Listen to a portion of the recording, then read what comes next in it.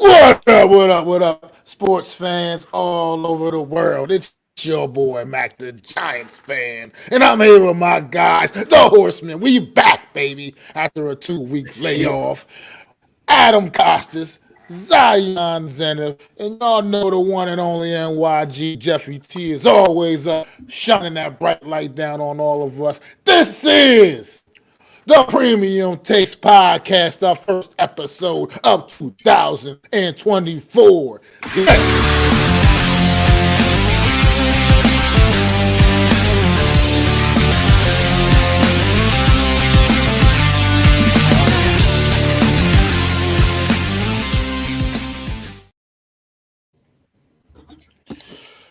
Good evening, everybody out there, man. Happy New Year to everyone out there, out there in the sports land, man, in the world. We are the four horsemen of YouTube, baby. I know it's only three. We see three of us on the screen, but obviously Jeff is always right here with us in spirit. No doubt indeed, man.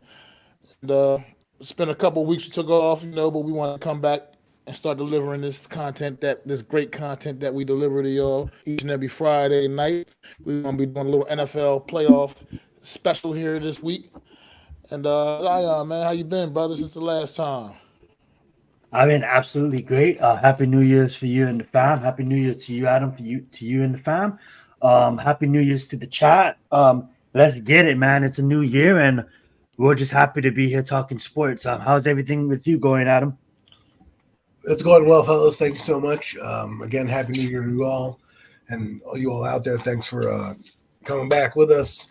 It was 2 weeks. We needed those 2 weeks to recharge our batteries and spend time with family and friends, and that was good to catch up with some old friends and talk with sports with them and break bread and stuff. So now we're in 2024, and a new year begins, and the dawning of an era is coming. Trust me, Giant fans. There's an anniversary in April that's happened. They know what I'm talking about. Absolutely. Let's go, man. Let's go. Let's get right to it, man. Let's get right to it. We had some big news coming down pike earlier today. How do you feel this impacts the end up going into the postseason, the NFL postseason, man? A team that was already one of the absolute best in the NFL, and the Baltimore Ravens, adding what could be the addition that puts them completely over the top. Dalvin Cook was just completely misused with the New York Jets this past season, throughout this entire season, and now running back of this caliber joining a team like the Baltimore Ravens. What do you think this means for the Baltimore Ravens heading into the postseason, the impact it could possibly have for them? I think it's a little too late. I mean, Whoever wants the floor first. I think it's a little too late. I like Dalvin Cook. If this move happened in Week 8 when he was asked to be traded, this would be a great move that we're talking about right now. I think they do need a running back. He probably will help them at some point. Maybe I'm wrong, and he'll go off. What I'm saying is, you get him at the end of the year. You have a 2-week bye, well, essentially 3 weeks, right? Because you're probably the first seed. Doesn't matter what happens on Sunday, and you get a couple weeks to get him up to speed. I think it's the right idea. I just think I wish it happened for him a little earlier, so he doesn't have to be getting a cram session in this week. But we'll see. I guarantee you he'll play in the divisional round. He won't be playing this week, probably. If he plays this week at all, it'll be like maybe 10 plays, maybe get his feet wet. But I would expect him to come out in that divisional round and play. And this is interesting because normally this doesn't happen in the NFL. This is like an NBA type thing. In NBA, you cut a guy and then he's on a 10-day contract or something like that. Next thing you know, you ride him into the playoffs here and there. Normally you don't find a free agent of this caliber on the end of the team. I at least thought about, why does the trade deadline have to stop in the NFL? Why doesn't it continue on, right, throughout the entire season? Because to me, I would still be making moves now. Let's trade him. We have that option, right? Instead of saying, well, after Week 8, your team is locked. That makes no sense to me. So, and where I'm going with this is just that he came in early to the Jets. Obviously, Breece Hall outperformed him. They kept him on the roster for God knows how long. They could have probably traded him or cut him. They didn't. They cut him now, and now he goes to Baltimore, which at the end of the day, he might end up in the Super Bowl. So good for him. Good for him. Yeah, I never understood the acquisition by the Jets in the first place. Like Adam said, you had Brees Hall that's coming off of a phenomenal season, rookie season, gets hurt, and can clearly show that he can clearly be a top five running back just based off of that little bit performance. But then you guys go with a healthy Brees Hall, bring in Dalvin Cook. Maybe the conversation is maybe we don't feel that Brees Hall is healthy enough. We want to kind of test that. Well, Brees Hall clearly showed that he's healthy enough. Clearly showed that he's the number one back, and it just doesn't make sense. Without Adam's point, is like why do you hold on to Dalvin Cook for so long? And in that point too, with the Ravens, they always been a running back committee kind of team with a solid defense. And you look at Justice Hill, you look at Gus Edwards. Gus Edwards can clearly show that he could be a number one back, but they don't give him that much snaps. It is always going to be a running back by committee when it comes to the Baltimore's offense. But now when you bring in someone like Dalvin Cook, someone that can clearly benefit, in getting some snaps. He's a veteran. He can go in the playoffs, get some snaps. You're looking at the Ravens. They're looking like the AFC favorite to represent the AFC. So let's see how it turns out. What's up, Bills? Thank you so much for joining us. I like the move, but by the Ravens, but it's like, what is it for? You know what I'm saying? And maybe if it sets them up down the line, I want to see something where maybe Dalvin Cook is the starting running back for them next season. Maybe he is going to be going forward. You know what I'm saying? Maybe they are going to utilize his last 3-4 years of his career if he makes it. You know what I'm saying?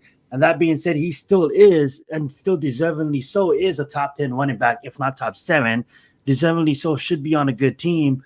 But what is the plan here, Ravens? What really is the plan? So are you going to utilize him going forward, or is just adding a running back and he's going to just be a part of the committee? Because I don't think Dalvin Cook is that running back that needs to be part of a committee. He's that running back that needs to be that number one running back. Go right ahead, Matt. Yeah, I mean, look, guys, I hear everything you're saying. The Jets, to me, just proved once again that why they're a bad team, or why they're not a great franchise right now, currently. I mean, you acquire a talent like Dalvin Cook, and I understand you have Brees Hall there, who is a phenomenal talent, but great teams figure out a way to utilize their talent. Dalvin Cook is a talent. Dalvin Cook is not some guy that was trying to revitalize his career this year. Dalvin Cook is a guy that came off of a very successful 1,000-yard season just a season ago in Minnesota, where he's like I think Zion said it best. He was legitimately still not only just a top 10 running back, you could still make a case for him up in the uppers, top 7, top 6 range of running backs around the league. Just because the Jets underutilized him this year, which they vastly underutilized him, this guy's coming in here to Baltimore now, fresh for the most part. Fresh. A talent like Dalvin Cook on a team like that, they're not going to underutilize him. They're not going to misuse him. They're not going to misuse the talent that is Dalvin Cook at the running back position. They're going to mix him in with the guys they got. Lamar, between the receivers they have, the talent at the receiver position they have now, and potentially Mark Andrews may even not be maybe making a comeback before it's all said and done. Look, this is a great move for Baltimore, in my opinion. Dalvin Cook is a pro. He's a vet. I mean, I understand what you said, Adam, about a cram session, new team, new playbook, and all that. But this guy he's been around the league long enough that I think that's not going to be that hard of an adjustment for him, especially considering he pretty much does have a couple of weeks to get prepared for that divisional round matchup, whoever that's going to be against. So I think this is a great move for Baltimore. Personally, I think Dalvin Cook is still a phenomenal talent, and the Jets just dropped the ball this whole entire season. I mean, I think, like I said, I understand what the talent that Brees Hall is, but when you got a guy like Dalvin Cook on the roster as well, you got to figure out a way to intermingle both of those guys and get the most out of what you can do, especially given their quarterback situation. That was where I thought they were going to lean heavily on the run, the 1-2 punch of Brees Hall and Dalvin Cook, and they weren't even smart enough to do that. So, to me, the Jets I never are the understood ones that that, Matt. screwed up There's here, games and where they just screwed up. he has three snaps. I'm sorry, little leader not playing good on offense, but Dalvin Cook still has three carries or something. It's like, get him involved. You know what I'm saying? I mean, exactly. That's exactly where I'm at with it, man. So I think this is a move that potentially puts Baltimore completely over the top. We will see.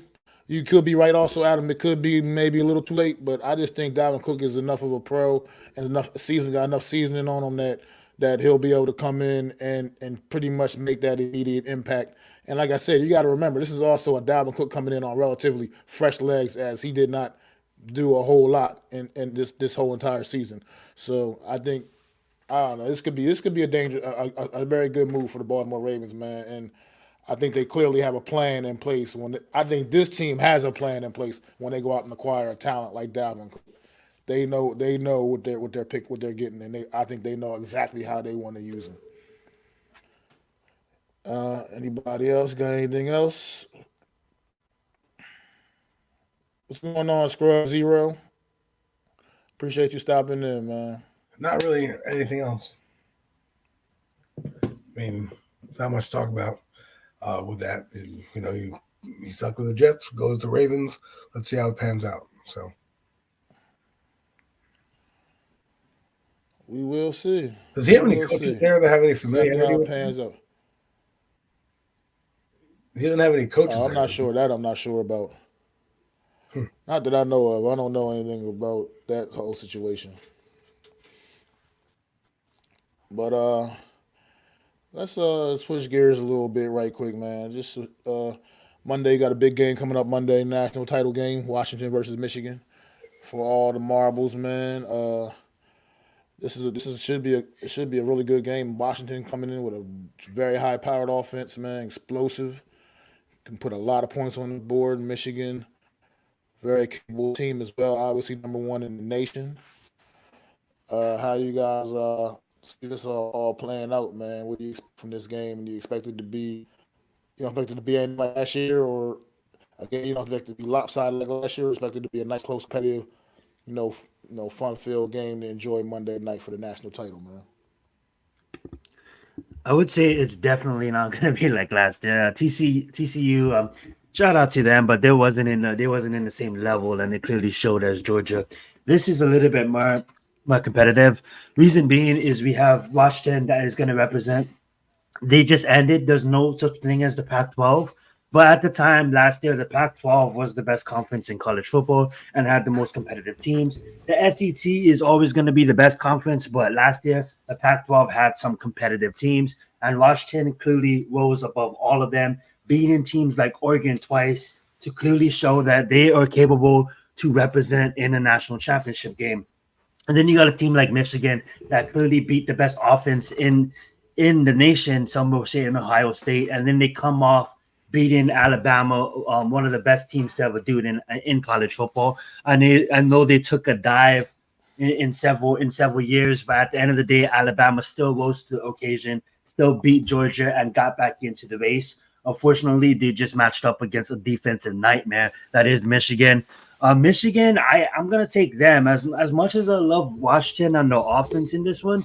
Michigan, for me, is just a better team, and for me, just has the better defense, and defense wins championships. Michigan, I know I wouldn't be surprised if Washington comes out and wins this game. My headset's dying. I'm trying to make this fast. Washington comes out and win this game based on the strength of their schedule and the tough teams that they have to go against. But I just see Michigan winning it by at least a touchdown, by at least a field goal. I would say something around 35-31. Michigan, defensive wins championships, and defensive Michigan schedule. If you go look at it, if you watch their games, they just been showing all year that they're defensive nightmares. So I'm going to take Michigan on this one. Go right ahead, Adam. I'm going to change my headset out. Well, I think that Penix Jr. will put on a performance, but I think Michigan's defense eventually comes through with a couple key stops. That's usually how these things happen. It starts off slow, then becomes a track meet in the middle, and then they play defense towards the end. So I think you're going to see Michael Penix Jr. in the forefront. Now, people need to watch him because I know a lot of people talk about this guy can't move, he can't do this. Don't tell me what he can't do. Tell me what he can do. What he can do is throw the ball all over the damn yard. That's what he can do. And he's probably the best quarterback prospect coming out not named Caleb Williams, okay? And the reason why he's probably pushed down the boards is because of the injuries he had years ago at the schools that he played at before. So he's gonna be out there showcasing. Then on the other side, you have the Michigan defense, which is playing lights out and kind of held that team, Alabama, in check, right? They got a lot of Pratt. They made their quarterback not Joe Milton. They made their quarterback, I forget what his name is, but Jalen Monroe. yes, that's him. He was a pretty good guy, right? Who's a pretty good quarterback. They made him look ordinary. Yeah, did he make plays? Yeah, Alabama makes plays. That's what they do. No, I want any QB that's not named Daniel Jones. Put it to you that way, okay? Any QB not named Daniel Jones is my QB. If that means it's MacDaGianTFan at QB or Zion Zenith, then that's who I want to QB. Okay? We don't want to die back there with this whole time. I'm just saying. Yeah, Anybody but true. But I think the Michigan defense is going to play well. I think the guy you need to look at in Michigan's side, not necessarily J.J. McCarthy, it's their receiver who's pretty good and their running back who's also good. Corum, I think his name is. I think those are the two guys key to victory. As you saw, the receiver came in late with some big plays to help push that Michigan team over the top. And I wouldn't be surprised if Jim Harbaugh does something he normally doesn't do, and that's open it up a bit. If you see Michigan throwing the ball a little bit more all over the place, it's one to do two things. One, to showcase J.J. McCarthy to the main stage that he can actually pass. And two, to kind of throw off that Washington defense, which is kind of not the best defense in the nation. So they kind of want to loosen up. And how do you loosen up a team that's going to probably be hell-bent on stopping the run? You pass it a couple times.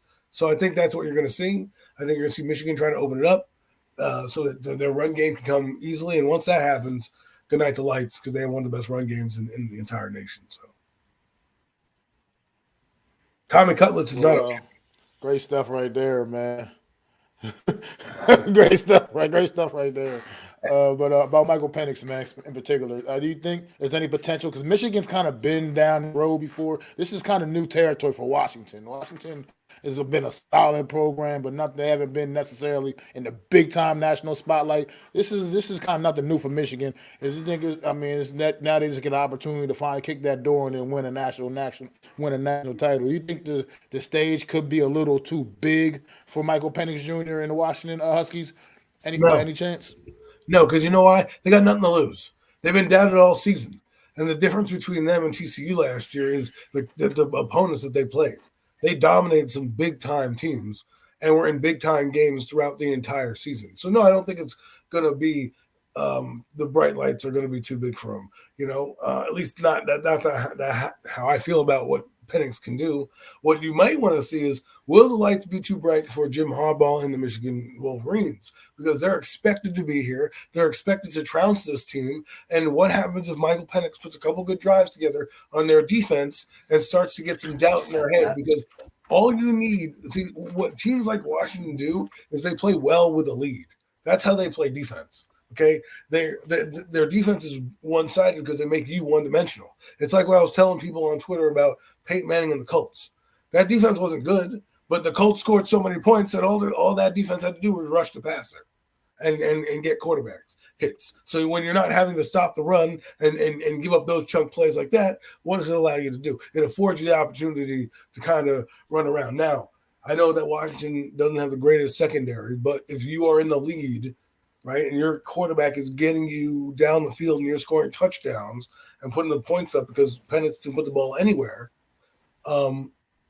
this will be, because remember, Penix hasn't seen the defense this good, but nor do I think Michigan's seen a quarterback this good as well when they've played throughout their college tenure. Maybe not too many, right? So I think you're going to see a great game. I really do believe this is going to be one of the best national title games you've seen in a while, just because of how it's going to be played. And I don't think the lights are too bright for Washington, at least with Penix Jr. as their quarterback. If it was somebody else, maybe, but what that guy has accomplished the last 2 years, I don't think so. Yeah, I mean, I agree with that. I mean, he touched it up perfectly. I don't really need to go into full detail. I would just say I agree. That's a perfect way to explain it, and that's why this game is going to be such a big game. You know what I'm saying? Does he rise to the occasion when it really matters, when his back's against the wall? Because say Adam's right. Say Michigan comes in, jumping ahead, like just egotistic. You know what I'm saying? I don't know if that's the right word, but they just come in thinking that they're meant to be there, which they are. But then Washington gets ahead early, 10-0. I believe Michigan will probably respond, but when it comes down to Michael Penix, the way Adam explained it is perfectly, and that's why this game is going to be big because in the crucial moments, in 2 minutes before the half or 2 minutes to end the game, you're going to see this kid really should go in the top 5, top 10. You know what I'm saying? Should get drafted. Go against a defense that is some of them is going to play on Sundays. This is not a one-sided. TCU shouldn't have been there. This is a team that basically beat the best teams in college football this year. When you talk about the ranked 25s, the Pac-12 had 8 teams in there at one point, and Washington beat 7 of them. You know what I'm saying? So it's like this is going to be such a good game to watch, and I'm excited. This is going to be good. And they beat them not only because not only because of the team, but because of the ability to place the ball, the ability to play quarterback that Michael Penix has shown. He got his team to this football game. The last thing I just want to say was it's kind of interesting to not see a team like Alabama or Georgia in the national title in a long time. Me growing up, it used to be Miami was the team that was there. Then Florida State was there for a while. Then, of course, Ohio State, and then, Bama Roll Tide for the longest time. And then, of course, Georgia sprinkles themselves in. LSU was there a couple times. But to see Washington and Michigan. Get Clemson. and tough. You know what I'm saying? Not like those other teams ain't tough, but Michigan, those big boys. You know what I'm saying? Like, franchise, right? These are tough MFers. You know what I'm saying? And like, for Michigan fans, like, how long has it been? It's been over 20 years since they got one. You know what I'm saying? Like, this is gonna be fun. The last one they got was with Brian Greasy, I think. I mean, great stuff, right, guys? Great stuff. And what you said was absolutely spot on. Both of you guys, man, were spot on with your takes, man. For Michigan, in the case of Michigan, like you was talking about, Michael Penix Jr., the Washington offense. I mean, very explosive offense. I mean, we've been talking about Michael Penix Jr., but they got some good receivers, big time playmakers out there on the field as well. In the event that Washington can get things going early in this game and kind of jump out to maybe start putting the points on the board, does Michigan have what it takes offensively to keep up with Washington in a track meet? I'd say yes, because if you think about it, they got everything a team needs to succeed. They got an offensive line that is coached by a veteran coach that is not gonna let Washington have a free rusher. They have a running back that can clearly run the ball. They have the receiver, and they have a quarterback that's gonna make smart choices. Now if Washington goes out to 17, maybe 17-0, it is gonna be a bit harder because absolutely. Because what we just got done talking about, Washington's not going to let up. If Washington can score 17 on you, that means they can keep on putting points on you. Maybe it gets kind of tough, and you do have to rely on that defense from Michigan. But if it's 10, if it's 14, I think Michigan has the appropriate weapons. It all starts up front to get back in this game. And you've seen JJ. He's not listed right next to Caleb and Michael Penix and the rest of them, but he is that B tier, and he is a respected quarterback that could clearly go in there and Nick Saban threw everything at him. You know what I'm saying? And he passed the test. So nothing against Washington, but if you can pass the test against Ohio State, if you can pass the test against Alabama, obviously you're not down in Ohio State game, but I think you'll be okay. I think what people are missing here, I know a lot of people are criticizing J.J. McCarthy, but he's got ice in his veins. And that's what you need as a quarterback. When he went down with 2 minutes or so to go in the game against at Alabama, I would say 2 minutes, but it was a crucial time in the game. He went down and got them in field goal touchdown range, right? They're bringing the house on this kid. And he went down there unflapped and made it happen. Now, to answer your question, Mac, I don't think they have the firepower to hang with a shootout team. As you watched in Alabama, what they did was they tried to keep that team in front of them and keep the score low and play a knockout, drag-out fight. That's what Michigan wants to do. That's how they want to. They want to bludgeon you. They want to knock you out. They want to make sure you know that they're there to play. If they get into a track meet, that plays into Washington's hands, because I think Washington will then be able to open them up with all their things. Remember, Washington goes 5 wide. They play spread formation most of the time. So they're going to have guys open, and if they start to get a lead, that does not favor the Michigan offense, who builds themselves as a running team. See, what Michigan wants to do is pound you with the rock, get a low-scoring game, and then have your defense do it. And then what they do is they grind it out with the run game. You saw with McCarthy a couple games ago, he didn't even throw a pass. He threw 1 or 2 passes for 10 yards, and they grinded it out with the run game. So I don't think it favors them to be in a shootout. I think that's what Washington wants. They're kind of like the Dallas Mavericks in the NBA back in the day, where the Dallas Mavericks would kind of lull you to sleep, like you get a lead on them, and all of a sudden they storm back, and kind of roar out of nowhere. That's what Washington wants. They want to lull you to sleep, make it a 10-0 game, then all of a sudden they put 17 on you, and now you're playing their game. Now you're playing fast break football, and that's their MO. That's not Michigan's MO. What's going on, Bookend Tackles, man? Thanks for stopping in, man. It says it comes down to can Washington's offense do what they do to Michigan's defense. But Penix is damn accurate, quick release, good at reading defenses, man. Absolutely, man. You guys want to make any final official predictions for who's going to win this?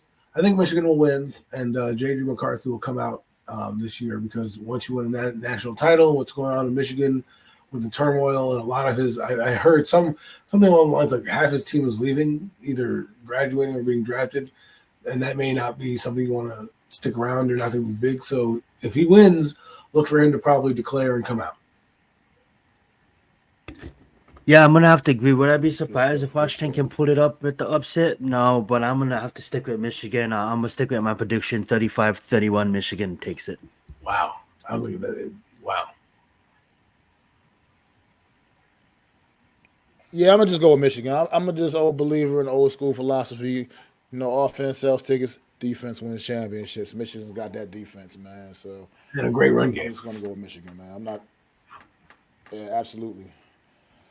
All right, fellas, let's switch gears, change lanes again a little bit. Let's go talk about something. I wanted to talk about this for a couple of weeks now. NFL playoff seeding and how it works out. Your division winners or your top 4 seeds in the conference, and they automatically get home games in their playoffs. I'm not sure how I feel about this. I mean, you look at the divisions like Tampa Bay, like the AFC South and the NFC South right now, where looking like both of those division winners are probably potentially going to be hosting teams that are flat out better than them, that have flat out have better seasons than them, that have better records than them. And it's unfortunate that these teams had to go on the road because of a technicality, so to speak. To me, in my personal opinion, I feel like a division championship should only guarantee you a playoff spot, a playoff berth. It should not guarantee you a higher seed. You should still be seeded where your record says you should be seeded. That's my opinion. I'd like to hear from you, Adam, on this one. I agree with you on this. This is what makes no sense. Is that you give the best record to the home field advantage to the best team with the best record in the conference, but then you don't do that for the remaining teams in the conference, right? You go best record, right, but then it goes division winner, then goes to number 2, number 3, and number 4. What it should go is best record in the conference. So right now the Eagles should be hosting a home game. So now, if every team had 11 wins, okay, at that point we can get into the semantics of it all and say, division winner gets at that time, the division winner would get the home playoff game, right? So if the Buccaneers ended at 11-6 and the Cowboys ended at 11-6, right? If the Cowboys won their division and the Buccaneers didn't, that's the only way the Cowboys would get the home game, right? But if the Cowboys were 10-7 and the Bucs were 11-6, that trumps everything. That means the Bucs would get the home game, right? So for me, I believe if you're going to make the first team the number 1 seed by record, you should do that the entire playoff bracket, not just for the number 1 seed and then say, well, we're going to play the rest of the divisional games over here, because it really takes away from everything, because 3 division winners make it in, and then there are 3 wild card teams, right? So it's kind of crazy to think. I get it. I understand it. I agree with you guys. I really do. But I understand why they do it. because like it's almost like every year. Okay, so like the NFC South absolutely sucks, right? But like, are they gonna suck in 2030? And is the NFC East gonna be good in 2030? So no matter what, it's like every year is different, right? And then it's almost to the fans. So it's like, what's the prestigious of winning your conference? It doesn't matter if your team suck. The prestigious of winning your conference is the fans. Guess what? You guys get a home game. It doesn't matter if all those teams suck, and the NFC East is one of the best in the not now, but there's two teams clearly at the top in Dallas and the Eagles. Yes, one of them suffers, but in 2028 it might be different, and we might have the West League, and then we get a home game because our fans get it because it's just the prestigious of the conference. But I do understand your guys' points, and you still get a T-shirt for winning the division, and you still get your banner. I mean, let's be honest. But you shouldn't be a home game if you're worse for the fans. I think it's for the fans, honestly, because after it comes down to seeding, right? So the 7th is always gonna not play at home, and then the 6th is not gonna play at home, but the 5th might get the home game, and the 4th might get the home game, whatever it turns out. You know what I'm saying? But I understand it. So let's play your scenario out. Okay. So let's say the Buccaneers who get in at 8-9, and the Rams, who are at number 7, are 10-7, and those teams end up in the championship game. At that point, they're going for record. Who has the better record to go to the home game? So that the only relevance that winning your division has right now is getting you a playoff seed. If it doesn't matter in the divisional round at what point you're playing or going home, then what does it matter record-wise? What you do is you win your division, you get a guaranteed playoff spot. At that point, if your record is better than the opponent you play, then you play the home game wherever that opponent is. So if the Eagles are 11-5, the Buccaneers are 8-9, why should the Buccaneers get a home game even though they won the division? The record matters, because at the end of the day, if the Buccaneers end up going to the Super Bowl, or even the Eagles, and the only way they're not playing a home game is if they play the 49ers or whatnot, right? So when does this come into play? That's all I'm saying is, like, I don't care that you get into the playoffs and get it with an 8-9 record. That doesn't bother me. I don't care about that. You've earned it. It's not your fault your division stinks. What it is your fault is you didn't have enough wins to get in there, and we're telling you that the top team gets a first round bye, but you get to fly to a team that's worse than you. How does that even make sense? It's just the NFL. The reason it's bothering me a lot more, I think the reason it's bothering me a lot more this season is because now we're going to see that happen in 2 divisions this year. Like I said, the AFC South is not exempt from this conversation. They're a better division in the NFC South, sure, but they're not. They're also going to be the same situation. You're looking at whoever's going to win the AFC South, whether it's Jacksonville, Houston, or the Colts. They're going to be the 4th seed in the AFC playoffs, and they're going to be hosting, most likely, it looks like, the Cleveland Browns. So Cleveland Browns right now they got very strong Cleveland season. versus Jacksonville. At Jacksonville. So right now it's been a very strong. So why does Cleveland, who's played their ass off all season, been through a lot of turmoil and been able to keep their season afloat by just being a great football team? Why do they have to then go and travel to Jacksonville or Houston or Indianapolis, whoever it's going to end up being?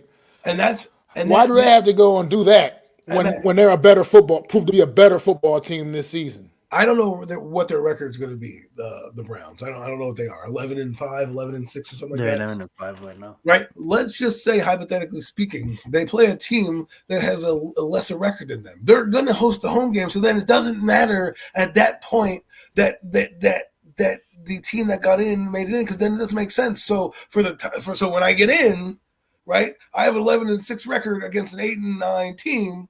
But I don't get to play a home game. But then if I happen to win and one of these lesser teams behind me wins, then I get to host a home game because of my record. It makes no sense to me. It just means to me you should.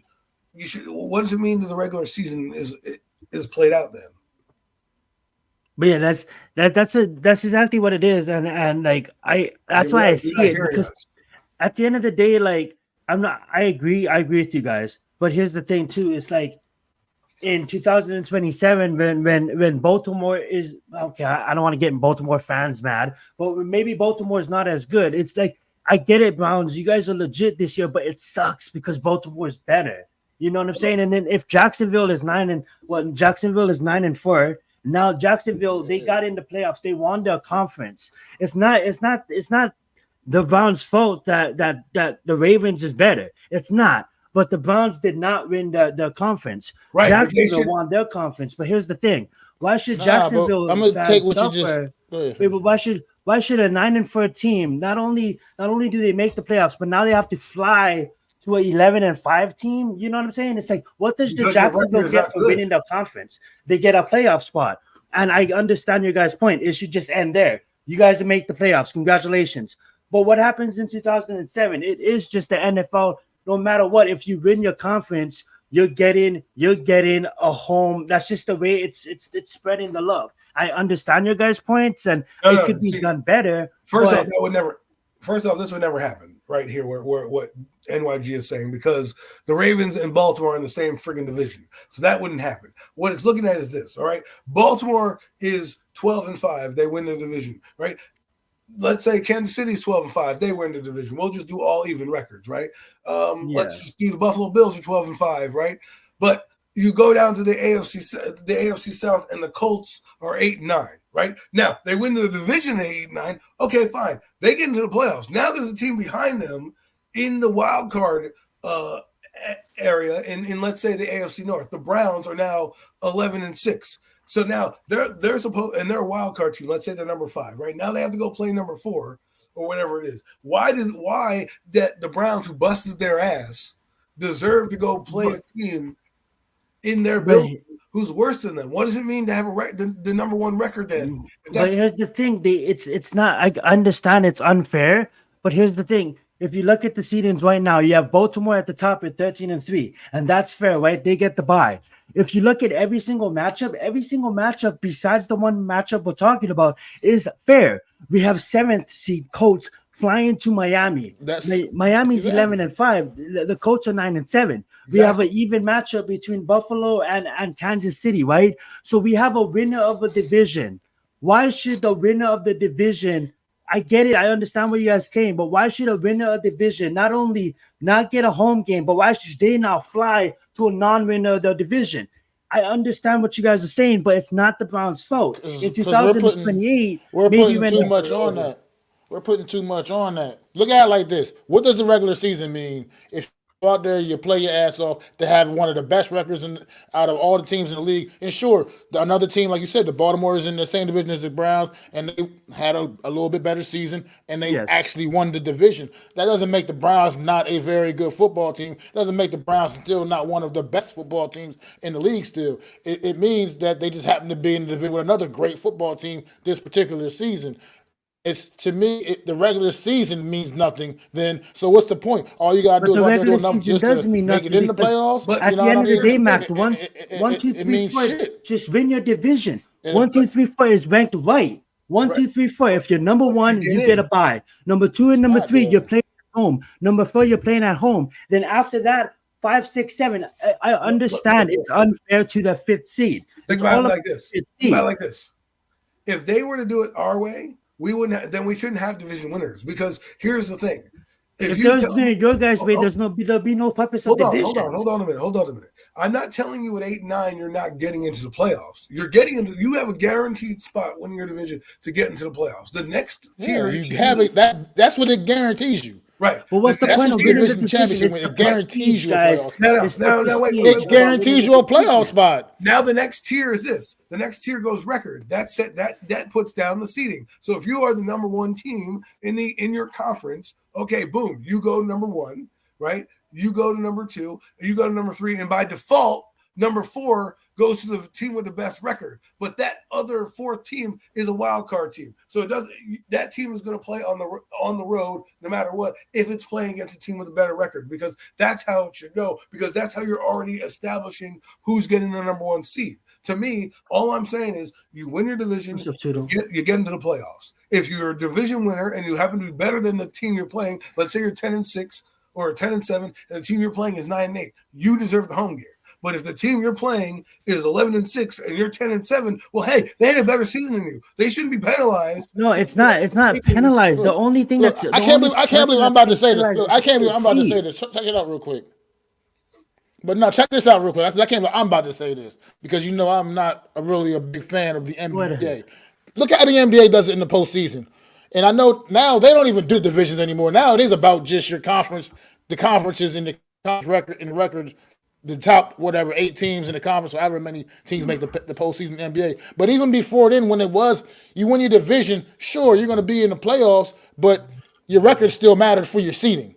It didn't just guarantee you a higher seed than this team and that team if you didn't have a better record in them. Your record has to mean something. It has to. Your record does mean something. You went out there and you were no, but it doesn't if you got to go on the road. It's only and, okay, 2 years, 3 years ago, guys. The Tampa Bay Buccaneers, the Tampa Bay Buccaneers had to go on the road and play the Washington fucking football team a couple of years ago, who was 6-10 because they won the lowly, pathetic NFC East division. Why? And then Tampa Bay Buccaneers, who had to go on the road and play that game, eventually went on and won the Super Bowl because why? Because they were the best goddamn team in the league when it was all said and done, but yet they had to go on the road and play a game against against the Washington Commanders. If I'm not mistaken, they weren't even that doesn't make sense to me. They weren't even. Okay, put it this way, guys. We're not.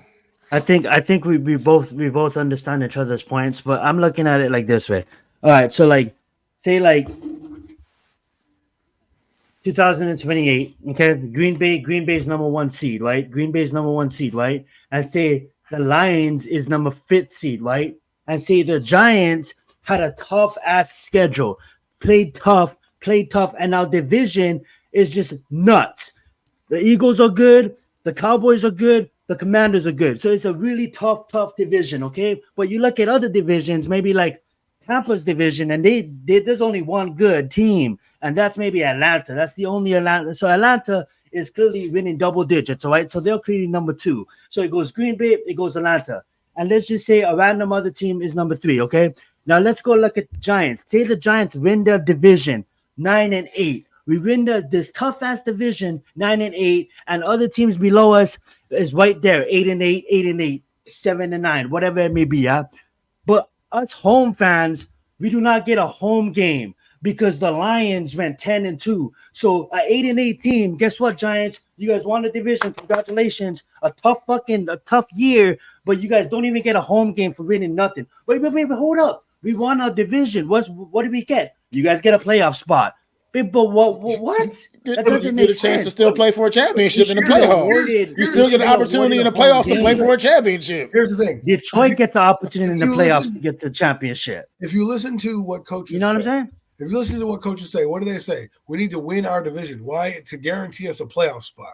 All right. That's what you need to do. The goal, the objective is still the same. Get to the playoffs. Okay. Now, it doesn't matter if you play on the road or home. The record should mean something. If you look at baseball, what they're doing, right? They have records over there. NBA, same thing. The guy just said it right here. The NBA, the top 4 teams are guaranteed a playoff spot. So if you win your division because by hook or by crook, because it's a bad division. Let's be honest. The NFC South is a bad division. One of those teams is going to playoffs. Only one, right? And that one team is going to now get a home game over a team that's busted his ass, that's played game after game in a division. For example, here's an example. Giants are 11-6. Eagles are 12-5. Cowboys are 12-5. Both those 2 teams have to go on the road. Would you rather have the Giants at a home game against a team that has a worse record? I know. I understand your guys' point. Like I do understand your point, but what I'm trying to explain is that's why the NFL does it. It's to reward the fans for it's the prestigious. I understand your guys' point. I don't care about rewarding. Would it change? Who knows? I don't really care. But what I care about is the facts, and the facts is that's why they do it. They reward the fans. The prestigious of winning a division has to hold some value, regardless of getting in the playoff spot. That's the value. How is a playoff spot not a value? You know how many teams didn't make the playoffs are not going to make the playoffs? Yes. Yeah, exactly. You have an opportunity to still play for a title. It's the NFL spreading the love, and that's all it is. It has to be prestigious to win the division. No, it can't just. If your division can just be getting into the playoffs, that is what you guarantee. Then your record indicates what it is. Don't we have the same problem with the college football fucking rankings and shit, where the number one team doesn't get the number one whatever it is because of some stupid point system? Why? But here's the thing. I'm just saying. College is a little bit. Yeah, we can admit college is a little bit messed up. But here's the thing about the NFL. It's this year proves like it doesn't make a case for nothing, because obviously the second year in a row where a bad team clearly gets a home game. I understand that. It's been over decades. But here's the thing too. It's like you can be in three bad teams in your conference, right? You're only the good team, like I explained in that 2027 predicament. Atlanta Falcons, literally, they're not that good, but they're beating their division rivals because the division rivals are so bad, right? So they're clearly gonna win their division. Okay, I mean, not win the division. They're clearly gonna make a playoff seed, right? But a team like the Giants that finished 9-8, but we got 8-8. That's a tougher division. That's a tougher division to win. So if Atlanta was in that division, Atlanta will go 8-8. So the Giants finishing 8-8 and winning a tough division just gets a playoff spot, and a team that went 11-5 because it's a skewed record because they played trash teams with an easy schedule, they get a home game. Well, you're making it seem like 8-9 is good football. No, that's a bad. But they're playing tough teams because they're not playing tough teams. They're playing Atlanta, who's also bad. They're playing the fucking Carolina. That's what I'm saying. For this year, it doesn't make it's about every year, Adam. It's about 2020, 25. It's about. What was the year the Eagles? Who was the team that went to the playoffs in 2020? Who was that team? I think it was the Washington. Commanders. It was, they were 7-9. The entire it was Washington. The Washington football team. 6-10. Okay, 6-10. Do you think that team deserved to have a home game? No, they didn't. No. They deserved to be in the playoffs because by attrition they won their shitty division. We're giving you the playoff spot. That's all I'm saying, fam. Because at the end of the day, you only get the home game for the wild card spot anyways. After that, it goes by record and seeding. So technically, that's what I'm saying. But if you're the number 2 seed, so if you're the number 5 team playing the number 7 team, guess what? They're not going back and saying, well, you didn't win your division, so you're not getting a home game. No, you're going by record and getting that team the home victory. Why can't it be the same way? I understand it. All right, look, we're going to wrap this up. We're going to wrap this one up in a minute. I don't get it. We're going to wrap this one up in a minute. But Scrub Zero, I love this comment right here because this is a fact, an absolute fact. The Skittles game, this is the Skittles game with Marshawn Lynch. It really wasn't an issue until 2010 when the Seahawks won the NFC West at 7-9 and got to host the 11-5 Saints, who were a very good football team that season, and they had to travel all the way across the country to play a team that on most weeks they would have beaten. But up there in the Pacific Northwest, having to travel all the way up there to play this 7-9 team that won their bad division when the NFC West was a horrible division. That's what I'm talking about. That's not the way it should be. It shouldn't be that way. But we're like you said, we're going in circles. A lot of conversation, fellas. We got to move on. All right, it's time to move on, and we're gonna go to a segment that I would like to call "For Real or Frauds." For real or frauds, we get ready to list the teams that we now know are already officially got their spots locked in the postseason. And let me know, do you think these teams are for real or do you think these teams are frauds? We'll start with the NFC, and we'll start right at the not quite the top, because I excluded the 49ers and the Ravens from this. I think we all agree the Ravens and 49ers are for real. I don't think we got to even talk about that one, but about those two. But let's talk with the Dallas Cowboys, man. For real or frauds, man? Zion, take it away, man. Yeah, I'm going to come again. I apologize the last couple episodes, I believe, but I didn't fully give them an apologize, man. I think the Cowboys are for real. Yes, I said it correctly. I gave them a lot of shit throughout the season, but, if it all ends today, they're hosting the Green Bay, and I don't think Jordan Love has what it takes to take out the Cowboys. I think they're going to get into another level with their defense, and the Cowboys could be frauds until proven otherwise. I mean, I don't think they're making it to the Super Bowl because I have other team making it there, but they're gonna be they're for a real football team. I wouldn't I wouldn't look at them as slouches when it comes to the playoffs. You overlook the Cowboys in the playoffs, no matter what anybody says, they're gonna beat you. So I say they get past Green Bay, but I'm gonna say for real, I'm just not go on and go on and go on. Go ahead, Adam. First off, I think somebody on here owes me an apology because Dak Prescott has 4,300 yards and what was that? 32 touchdowns. Oh, but he's not going to throw 30 touchdowns again. He can't possibly do that. Oh, he's fallen off. He's fallen off. You know, you would say that on unpopular opinion. Now you think everybody's a fraud. You're the one who also told me Dak Prescott was falling off 4,200 yards later and 32 touchdowns later. He's fighting for an MVP spot. So it is what it is. You know what I'm saying? I think they're a Jekyll and Hyde team. If they get the number 2 seed, they have a better chance of representing in the NFC Championship game than everybody else. I think they're a Jekyll and Hyde team. I'm going to go with I'm not going to say they're fraudulent right now. I'm going to say they're for real only for their defense. But Dak Prescott has played. I'm not trying to praise him. I'm just saying people gave me a ton of flack for this guy all year. All I said was, "Oh, he's a good player," and he's not. What are you talking about, bro? You're a hater, bro. You don't know what you're talking about. You're blinders. Well, he has 4,200 yards, 32 touchdowns, and 8 interceptions. That's not even counting the rushing touchdowns he has as well. If people like to count those stats as well, so that's why I'm keeping them in the non-fraudulent pile. But let's get the full stats he's got here. Let's see his rushing stats. We need to go to his game logs. We want to go to the official bio of the stats because I want people to hear this because this is a good rushing team. So he has 2 rushing touchdowns on top of his 32 overall touchdowns. The guy's playing at MVP level. That's why I'm giving it to him. Do I know if that's going to against San Francisco? Who knows? But Dak is good. Stop with your stats, Adam. Stop with your stats, Adam. That's all you brought out last year, bro. Yeah, I did. And he hasn't played well, so we get him wrong a couple times. But you also said Daniel Jones is going to be the truth, too. I didn't forget about that. I don't think Cowboys fan. Gross. Look, I'm going to say, man, Dallas Cowboys. This team, man, this damn team, man. I just don't know what to make of them sometimes a little bit. They've had some a couple head scratching losses this season. But yet this defense, when it's ready and fired up, man, it is absolutely one of the very best in the league, man. And Adam, you have said it. I mean, offensively, CeeDee Lamb is just he's a fucking you can problem. pat me on the back for that one too. Putting up ridiculous numbers all every weekend and week out, continuing, and he's actually getting even more hot right at the right time of the season as they are entering the postseason.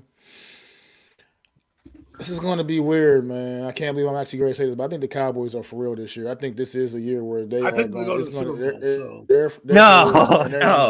going to make you earn. They're going to make everybody earn it, man. They're going to make everybody earn it, I believe. I just think that the Cowboys this might be the year where they finally figure it out and put it all together, man. Because this team defensively, when they're hot, man. Come see San Francisco. Come see Detroit. I'll give you guys everything else. I'll give you guys everybody else. And they'll be and barring something ridiculous happening on Sunday, they'll be playing at home until they until they have to eventually maybe face San Fran. So if it ends today, they're playing Green with Bay. The Cowboys at home this season. The Cowboys at home this season have been they've been a terror, man. So until something happens, that's also in their favor. As long as nothing really ridiculous happens on Sunday against the Washington Commanders, all they gotta do is win, and they win the NFC division, and they'll be locked down that number 2 spot. So Riverboat Ron, they'll be playing, like I said, playing home unless they face the 49ers.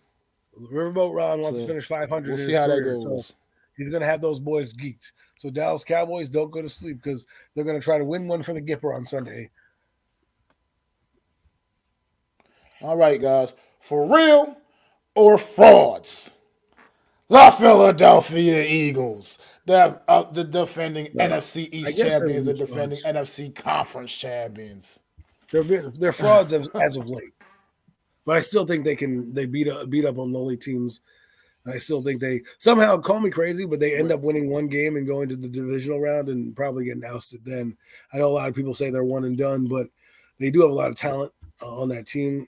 It's not coming together. I've talked to many Eagle fans as to why their play calling has been bad right now.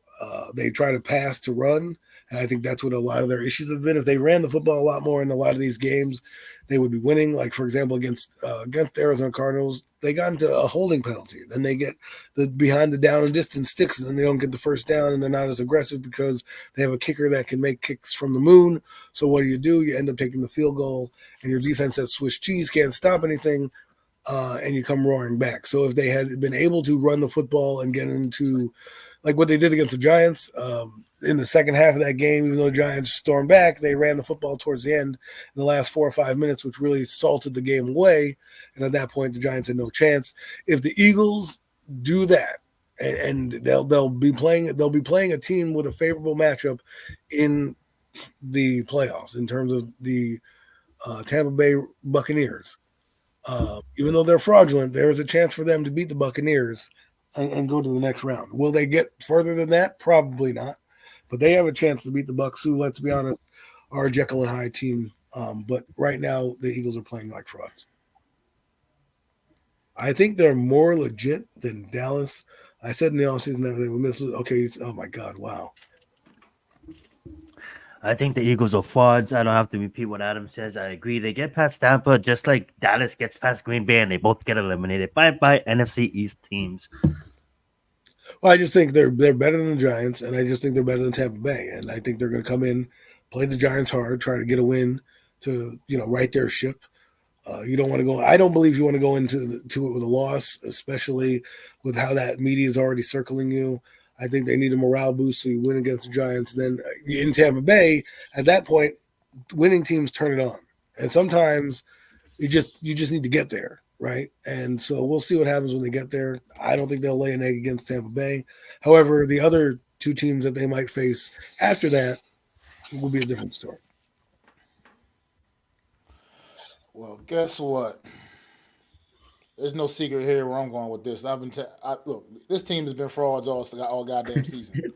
They've been frauds all season, all season long.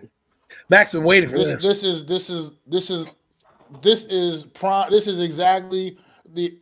is Minnesota Vikings 2.0 right here from a season ago, man. This is what this Philadelphia Eagle team is this season. They've been this team all season long. They got a couple of breaks early in the year. Got a few wins that could have very easily have been losses. This team has been frauds all year. This is the same exact team that they've been all season long, except now those wins that they were able to squeak out in the early part of the year have been straight up losses. This team right now could be going into this game on a 5-game losing streak had the Giants been just capable of making a couple more plays in that football game on Christmas Day. So this team is absolutely frauds. I think they are one and done. Even if they play a team like Tampa Bay has weapons on the outside that I think is going to make the Eagles defense struggling, because that is where they struggle in their defense, is defending those big time top receivers on teams opposing offenses. This team is frauds, man. They're frauds. They've been frauds all season. They're arguing with each other in the locker room, apparently. Things are just starting to kind of fall apart with this football team. Look, they might go out there and beat the Giants on Sunday because that's just what they do. They beat the Giants. The Eagles beat the Giants. I mean, it is what it is. I mean, I had to live with that my whole life. But at the end of the day, this is not a team that is that's prepared to make a run this season. I cannot see this team ending up in the Super Bowl once again. This team is frauds, man, unless they can completely just turn it on all of a sudden in the postseason. Now, I'm not saying this is a sorry team, because obviously they are loaded with talent all over the place on this football team, but they're a fraudulent football team, man, and they have been all season. Like I said, they squeaked by in the first half of this season. Like I said, so many games, quite a few games they should have definitely been L's, and it just worked out for them. You know what I mean? And it's not working out for them. This team's not ready, man. There's something disconnecting. This probably stems back to their coordinators. Lose both coordinators, that has an impact, man. And this team tried to play that down all offseason like it wasn't going to be a big deal. A lot of their fan base tried to play it off like it wasn't going to be that big of a deal. They found out that it definitely has been a big deal. Their offense is a little bit more stagnant than it had been a year ago. It's a lot more predictable. And defensively, this team has been struggling a lot this season, man. So yeah, they're frauds. I'm sorry, I just can't with this football team this year. They're too much talent for them to be having the issues that they're having. Well, wouldn't it be But funny is if the matchups in the divisional round are the Lions going back to Dallas, okay, and the Eagles going back to San Francisco, because that would make for an interesting divisional round. it sure would be. But I don't think the Eagles want any part of San Fran again. I know they don't want no part of that. But that very They may much have could no be a choice. divisional round matchup. Yeah, that's what I'm saying. That could very well be a divisional matchup. Divisional round matchup. For real or frauds? The Detroit Lions, winners of the NFC North. I'll go first. For real, I'll tell you why. Because they play the thing that is their Achilles heel is obviously their defense is somewhat of a liability, but they are an aggressive football team. They play hard. They they have weapons all over the field. They can score when they're on. They're on. They can play with the best of them.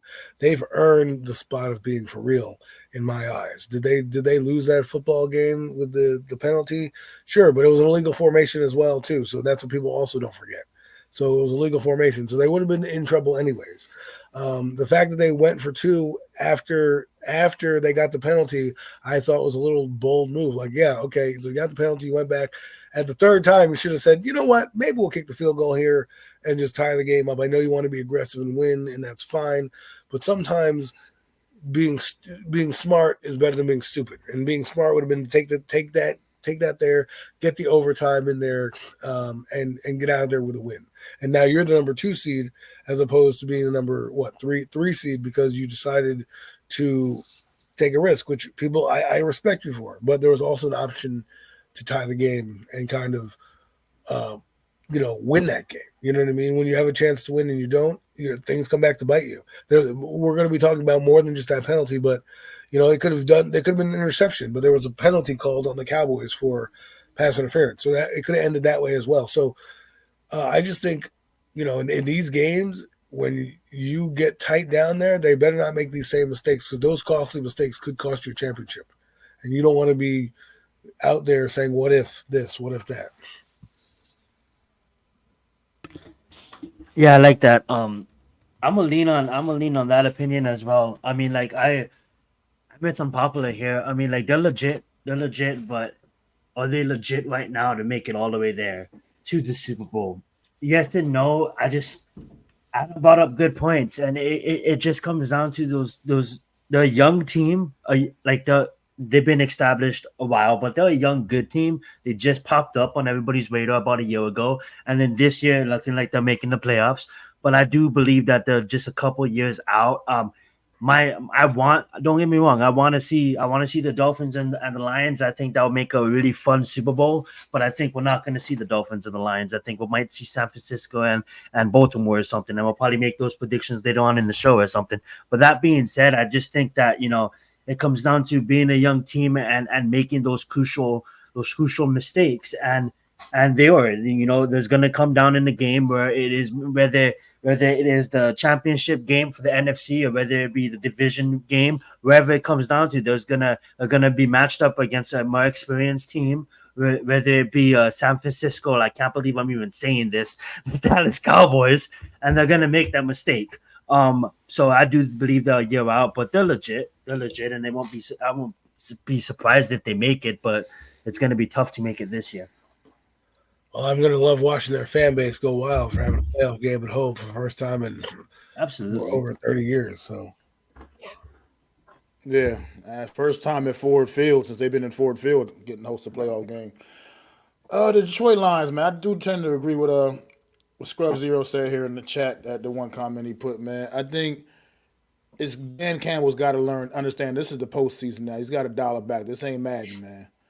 Don't put your team at risk, man. I think this team is for real because what they can do offensively sometimes in games, man. This team can score points in bunches, man, and I think that's gonna it's gonna keep teams on their heels, man, throughout the postseason. But Dan Campbell, you got to make smart decisions, man. You can't be like fake punting it down in your own territory. You can't be You Right. can't Those are be costs. calling. You can't. Yeah, you can't be just doing things like that. Like Adam said, you went for the 2-point conversion the first 2 times, and things didn't go.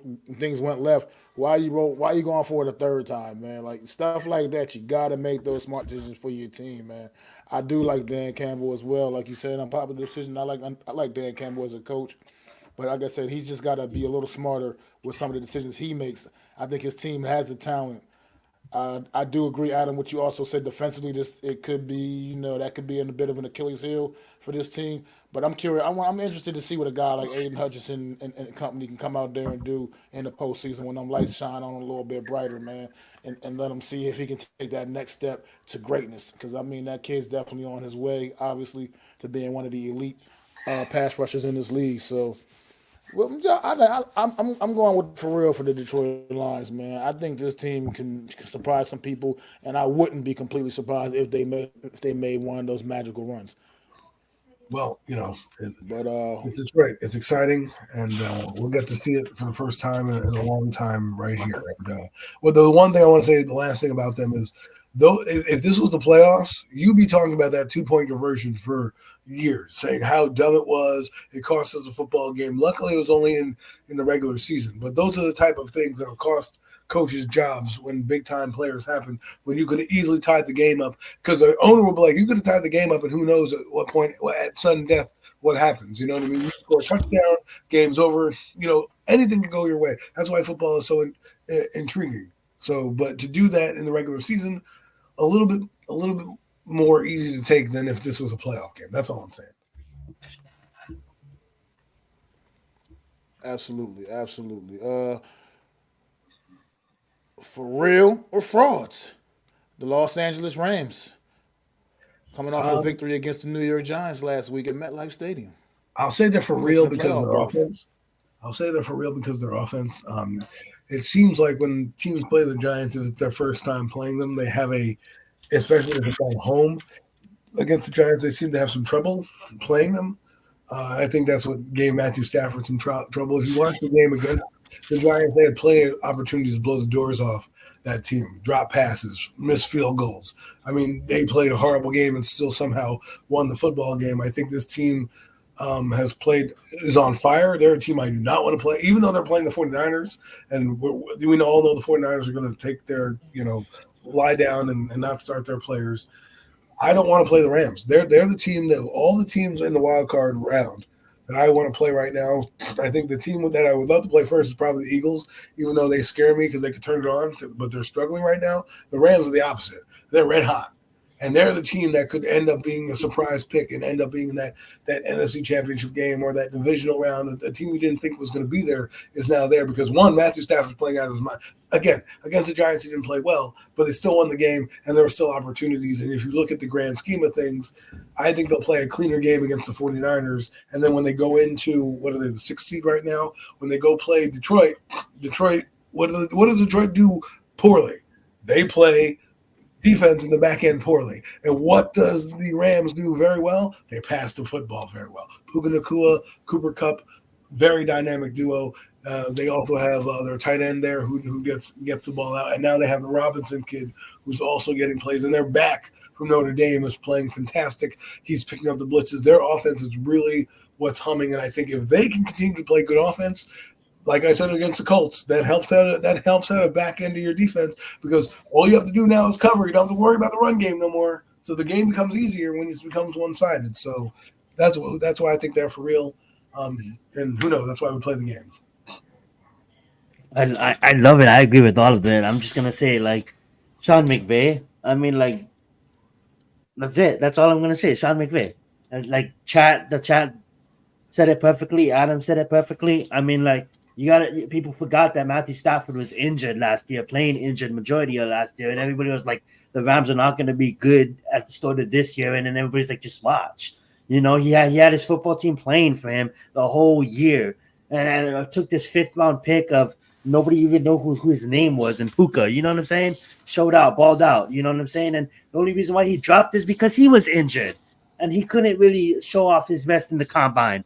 You know what I'm saying? So if you're a team coached by Sean McVay, all you need is a spot. All you just need is a spot. It doesn't matter if you get into the 7th seed, the 5th seed, the 4th. It doesn't matter. All he needs is a shot, and his team will show up. And just got done talking about how the Lions are a legit team. Adam said it perfectly. Wouldn't surprise me if celebrations of being in the playoffs, everybody has their hopes high. Ford Field is going bananas, and the experienced coach comes in and shuts that down real fast. That's not going to be surprising. Go right ahead, Matt. Yeah, I'm with y'all all the way, man. For real, for this football team, the Rams, like as Giant fans, we should know it's not about being necessarily the best team in the league. It's about when you're getting hot at the right time, and this football team has definitely gotten hot at the right time, man. And like you said, offensively, they can play with anybody offensively for sure. And if you look down at the NFC East, the NFC teams heading into this postseason, only one of them has a quarterback as a championship quarterback, and that is Matthew Stafford with this Rams team. Man, I mean, Jared Goff's been to a Super Bowl before. He's been there. It was one of the worst Super Bowls ever. That Super Bowl was absolutely terrible that year of Rams against the Patriots. It was absolutely garbage. But he's been there. But Matthew Stafford's won one.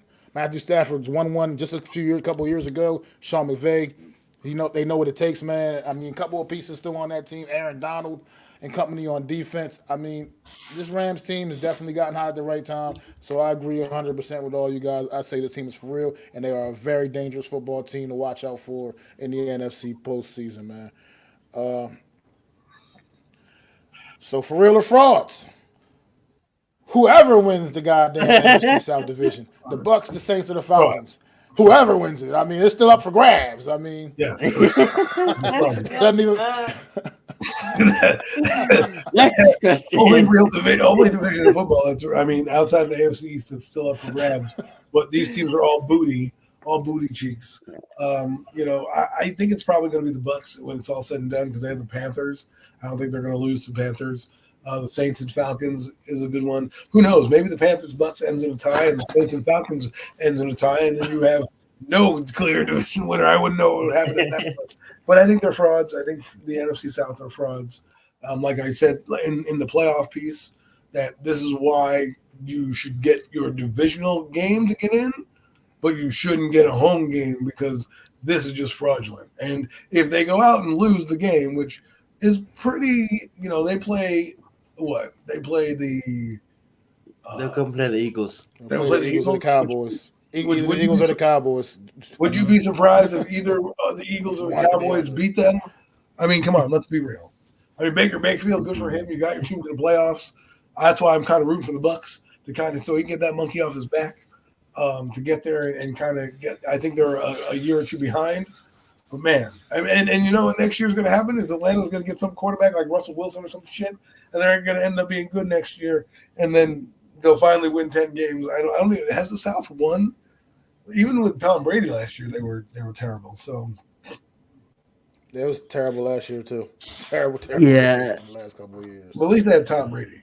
I'm gonna take my time to agree. I'm gonna say they're frauds, but I'm gonna say there's a person on the Bucks that's not a fraud that deserves some recognition. We'll probably do it later on down the year when the year ends. But I'm gonna give Mike Evans some recognition. Another 1,000-yard season. Now the only player to done that, right next to the greatest of all time in the receiving category. So that being said, shout out to Mike Evans, bro. Another 1,000-yard season, and this one he went for 1,300. So congratulations to him. You know what I'm saying? Dominating again. It doesn't matter. This guy had James Winston throwing in the football, still put up 1,000. Then he had the GOAT throwing in the football, put up 1,000. You got Baker Mayfield throwing in the football, putting up 1,000. God damn, if Mike Evans played in a big city, he'd get so much recognition, but barely gets talked about. So I'm going to talk about him. Mike Evans, another 1,000-yard season. Let's get it. Well, all right. Look, yes, obviously, I don't give a damn if the Bucks win, the Saints, or the Falcons. It doesn't matter. Yes, the Bucks are in the driver's seat for sure playing the Carolina Panthers on Sunday. They're definitely in the driver's seat, but who knows? With this division, who the hell knows what the hell could actually happen? And it doesn't matter because they're frauds. They're not for real by any means. I do like if the Bucks go on to win the division, which I'm assuming they will. Like I said, playing the Carolina Panthers this Sunday.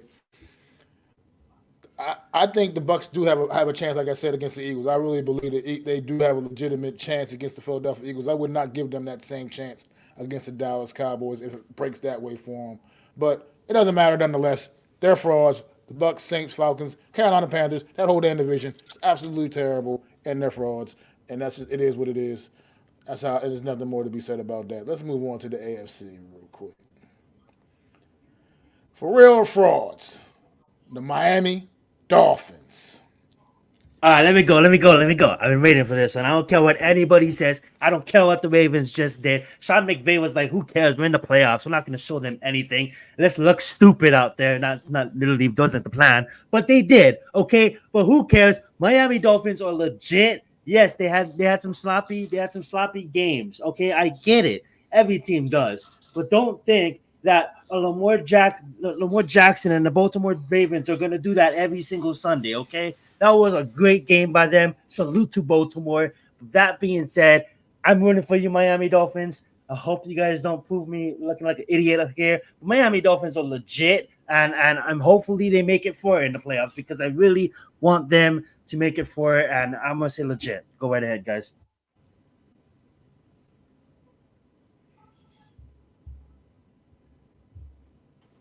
Dolphins are fraud. Adam. Dolphins are fraud. Although I do happen to like Hard Knocks, but I think they're a fraudulent team. I think they're not gonna do anything because they lost Bradley Chubb.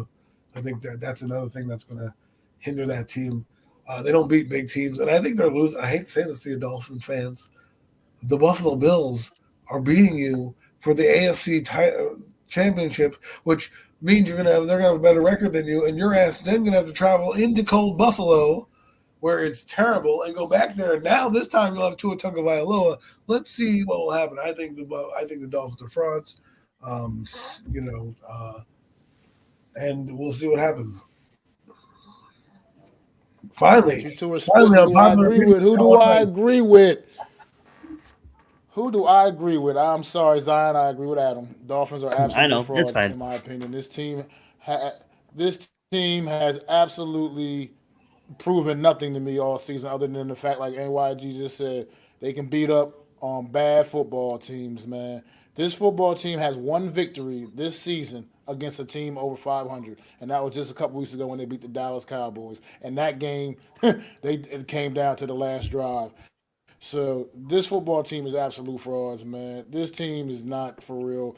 And like Adam said, this team is probably, I think, has a strong chance to lose to the Buffalo Bills on Sunday night and lose the AFC East division and not win the AFC East division which will drop them down all the way to the I don't even know where that would drop them down to at that point. I don't know if they'd be above Cleveland or not in the seedings, but nonetheless, this football team is frauds, man. They just haven't proven it this season to me. They prove they can just beat up on the bad. I mean, even when they threw the 70 points up on Denver, that was when Denver was playing absolutely putrid early in part of the season. I mean, this team it's just not. They're not legit, man. They're not. They're absolutely not. You can't sell me on this. This team is just, like I said. All they're good for is beating up on the bad football teams, and the injury bug has struck this team at a bad time. Like Adam was mentioning, the loss of Bradley Chubb, that's huge. That's going to be huge for this on that defense. Considering even with Bradley Chubb out there, it still wasn't even that good of a defense. So, yeah, I'm sorry. I don't see too much in the Dolphins' future in this AFC postseason, man. And let's not forget that the Bills played the Dolphins this season and blew the doors off them by 28 points. So I don't expect it to be a blowout like that. But this team, the Buffalo Bills, are licking their chops. They know they can play with this team. They're going down to Florida. I think the weather's going to be pretty nice there. They're going to get their nice tan on, get the playoffs on, win the AFC East, and say, "Hey, Miami, we'll see you in Buffalo the week later when it's going to be sub-zero degree temperatures, and you have to come up to our raucous crowd, our raucous environment, and we're going to kick you. We're going to beat you back-to-back weeks. You're going to see back-to-back beatdowns for the Miami Dolphins, back to back." See, I don't see it like that. I see it as we can move on to, but I see it as a team that got damn near embarrassed I mean, like they're not winning against good teams. We could really tell that, but they barely won against the Jets. They barely won against the Dallas Cowboys, but they beat them. They won the game, and they got damn near embarrassed against the Baltimore. I think it's a team that like I think the head coach is legit, and like whoever says that head coach is not legit is like, come on, bro. This guy's been around the Mike Shanahan tree, bro. He grew up helping this guy's won games for San Francisco and teams before that. So I think Mike is legit. I just think that this comes down to the team. Like, yo, boys, we just got embarrassed. So how do we come back and fight? Do we bend the knee and get embarrassed against Buffalo and get eliminated, or do we come back and fight? And I honestly think that the Miami Dolphins, yet they're not going to be the Dolphins as earlier because of the injuries and because of they're not going to put up 72 on any team right now. But I do think that they're going to make it a much tougher game than a lot of people are just dismissing them to, because it comes down to the heart of the team, and I believe that Mike gets his team in order and they come make it competitive for the final game of the season. What's up, Miz? Let's get it. But you guys could be totally right. Let's move on. Well, all right. For real or frauds? The Kansas City Chiefs. Right now they're fraudulent. They got too much going on. Yeah, I'm gonna agree. I said it a while back. I mean, like, you can't really do much. You know what I'm saying? If you can't move the ball on offense, and it's shown. Like, even if the Super Bowl, the playoff power comes in for Mahomes and Travis Kelce. I mean, like, it's still Travis Kelce's been injured. You know what I'm saying? He hasn't been looking 100%. The offensive line hasn't been looking 100%. The receivers hasn't been receivers the whole year. So the magic of Kansas City and the development of Andy Reid and Patrick Mahomes, I don't think they make it that far in the playoffs this year. I wouldn't be surprised if they get eliminated early, because even if that magic comes in, this defense is not as strong as it was last year as well. So they're frauds. Thank you. Yeah, I agree, man. Because even with the greatness that is Patrick Mahomes, man, this team has been absolutely struggling. Who's coming It's to that no fault building? of his. He's still the same great. He's still the same great quarterback that he's been. That he's been throughout his whole entire career. But his receivers are doing him no favors, leading the league in drop passes. This team is absolutely frauds this year. I mean, Travis Kelce with the lack of Yeah. receiver talent on that He still throws roster, for 4,100 yards. he's getting defended. He's getting defended in different ways, and he's not quite as effective as he's very effective. Don't get me wrong, but he's not quite as effective because teams can kind of dial in on him a little bit more defensively and take him out of games a little bit. So this team is frauds, and I think they're going to struggle in the AFC playoffs, and I don't see much in their future as well, man, especially with some of the other top teams in the conference, man. So I'm not getting caught up in this. absolutely got the Chiefs down as frauds. As weird as it sounds. Taylor Swift has nothing to do with that team outside of just being in the stands. I mean, come on. Buffalo could be the team that represents the Super Bowl. Kansas City Chiefs. Let's go. So let's go for real or frauds with the Cleveland Browns. For real, because their defense is the shit. Their defense has legit Hall of Famers on there. And Myles Garrett, I don't care what people say, that guy is having a Hall of Fame type of season, Hall of Fame type of career right now. And it's not just him; he's doing it up. And they got a quarterback off the street who most people. He has 14 sacks, by the way, folks. 14 sacks this year, so he's having a beast of a year. He is going to be a beast. I think Joe Flacco has stabilized them and given them enough, and he plays very well in that system. And I think he's not going to do anything to fuck it up. He also helps you in that he's better than PJ Walker in terms of taking care of the football. And I think they're a legitimate sleeper. Here, Zion said it best, Miami Dolphins. No. How about the Detroit Lions and the Cleveland Browns in the Super Bowl? How about that right there for you, folks? That would be something crazy. I don't think you're going to see Detroit there. That would be awesome. But that would be awesome. The Cleveland Browns do have a shot at getting to the Super Bowl because their defense is that fierce. And it would not shock me to see them in the AFC Championship game, not necessarily against the Baltimore Ravens, but them hosting the AFC title game. And man, getting that curse of the drive of the Elway-led Browns and finally punching their ticket to the Super Bowl. Wouldn't it be a story for that team? I'm pulling for your Browns. I think you guys are for real, and it's because of your defense. Yeah, like you can't make this up, huh? It's like when Joe Flacco is at his end of his career, he just has Ray Lewis and Ed Reed. You just carry him to a Super Bowl, huh?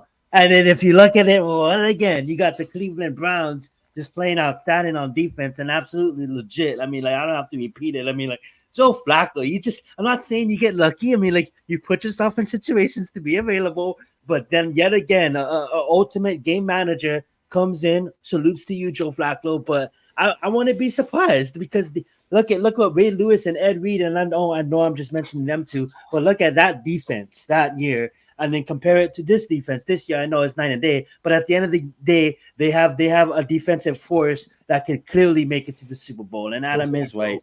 That's crazy, huh?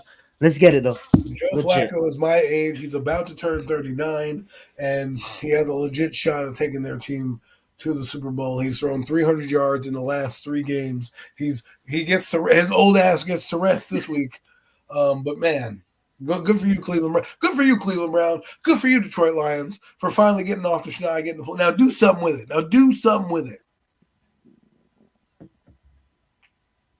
Look, the Cleveland Browns are as for real as it gets. They are as for real as it gets. The defense is championship ready. That is what held this season together. Joe Flacco was just that glue. He's been the feel-good story of the league now. Kind of came in and become the feel-good story. He's come in. He's done what he's had to do. Like you said, not making the terrible mistakes that cost the Cleveland Browns games. And he's done exactly what they wanted him to do when they brought him in.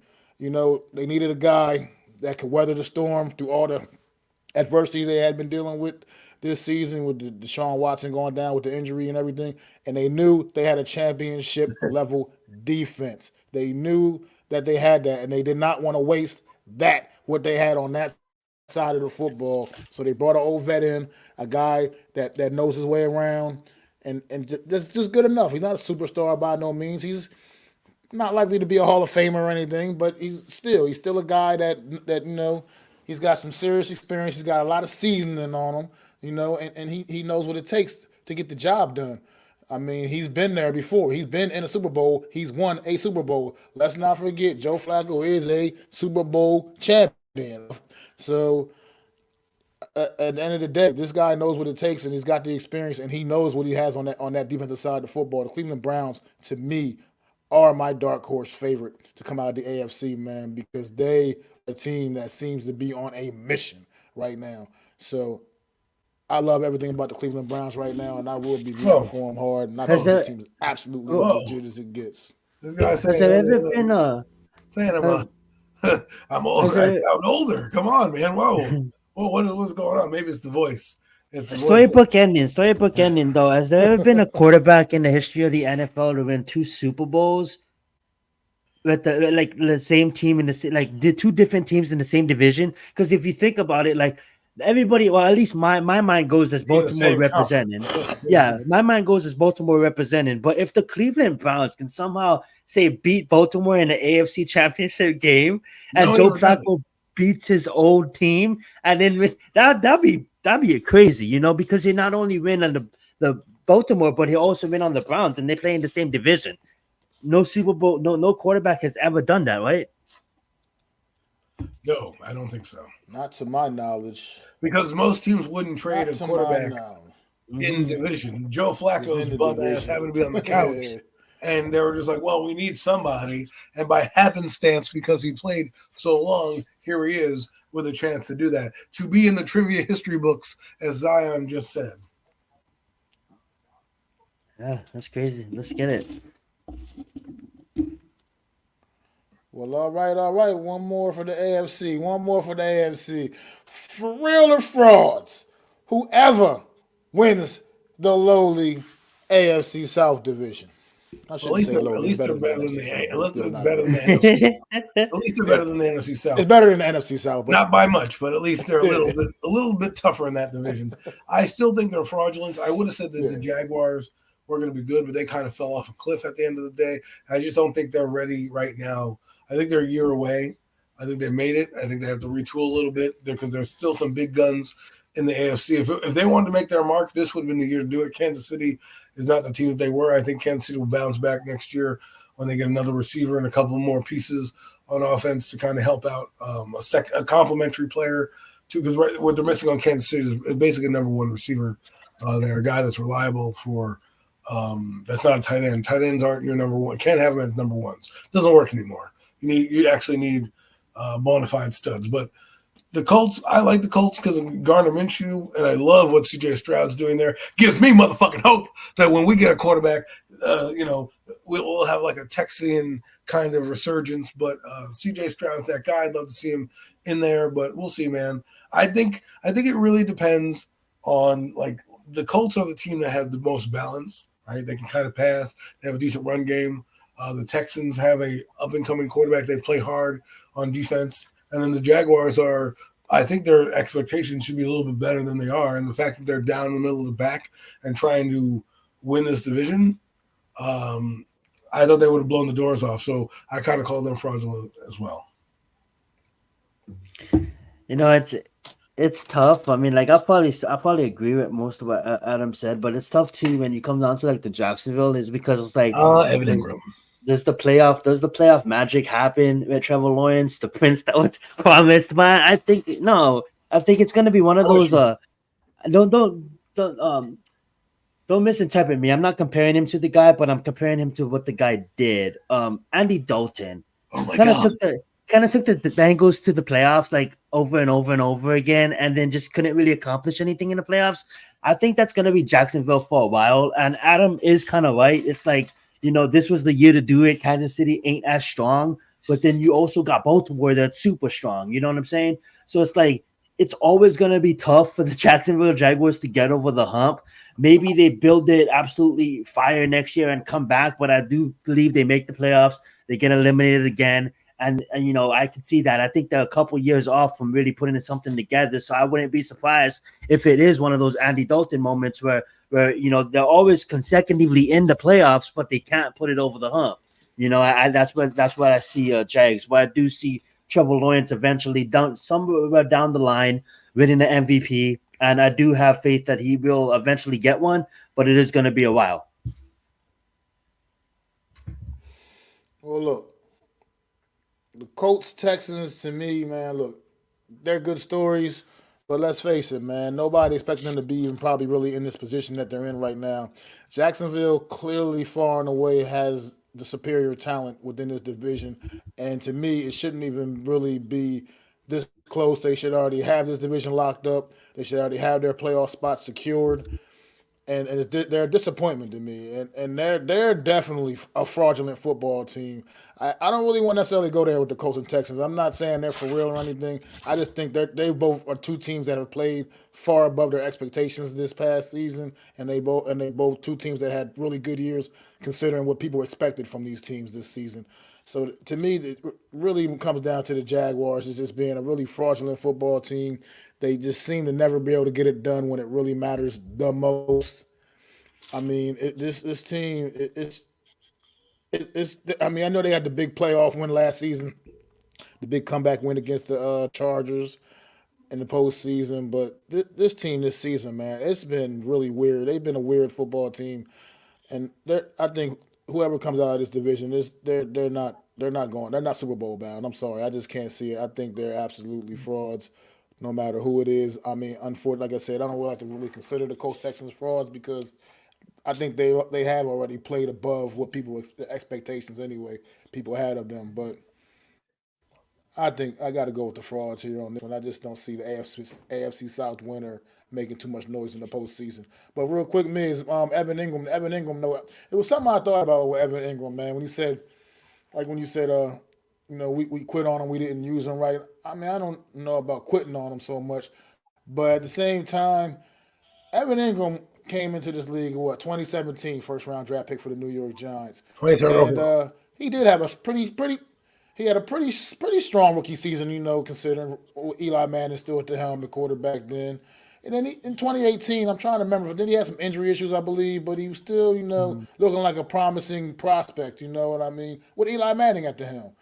And it seems like his career just kind of with the Giants kind of did plateau coincidentally, you know what I mean, when another guy came in here and took over the reins. I'm just saying. I'm just saying, you know what I mean?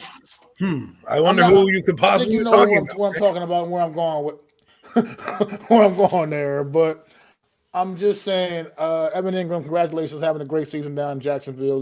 Was it Trevor Lawrence? Things that we wish you could have seen him do in Giant Blue. And he gets he's better. Go figure. I mean, yeah, so we'll just leave it at that. We'll leave it at that. But yeah, AFC South winner, absolute frauds to me, man. Just to say this, I don't care if we win. The objective remains the same. Draft a quarterback. Period. Draft a quarterback. I absolutely agree. It's time. It's absolutely time for a new era in New York Giants, for the New York Giants, and it starts with the quarterback position, man. The most important position on the field. Monday, guys, the regular season comes to an end this Sunday, man. The regular season will come to an end, and you know what Monday is infamous for, Black Monday. Any moves you expecting to see on Black Monday this year? Bill Belichick retires. No, Ron Rivera fired right out the gate. He'll get his pink slip as soon as the game's over. Damn. Okay. Let me address this real quick. Stop with this crying about a trade up.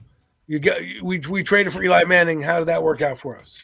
Relax in the trade up. People getting all scared about. I just want to address this, Professor. I want to address this, and I don't want to drag this on and open up a whole Pandora's box. But here's the thing. It's not like we didn't try to get an O-line the last 10 seasons. And at the end of the day, if we trade up, I get it. You have to build the team before you get a quarterback. But if we try to acquire an O-line in the first line, guess what? We tried that. We tried that over and over and over and over again. What we need is to get an offensive lineman coach to actually coach the people and get O-line in here that actually wants to play and coach them up. And then we need to spend it on the quarterback. Enough said. That's just my opinion. I think Wink Martindale and Kafka are gone as well on Black Monday. When you're saying things like, oh, well, if we had our druthers, we would leave, that tells me you want to leave. You just need to be either escorted out the building or asked to be a head coaching job. So there's some turmoil in our team, even though they don't want to bring it up. Everyone thinks it's hunky-dory, but it's not. And Zion's right. We've brought in the most linemen of any team in the last 4 seasons, and yet we have bad O-line play. So, yeah, that wasn't addressing anybody in the chat like unpopular. That was just saying, like, because I hear it on Twitter a lot. Like a lot of people saying, I don't really go on Twitter, but I hear a lot of Giants fans saying we need to keep Daniel Jones. We need to get an O-line. Guess what, guys? We're over that. You know what I'm saying?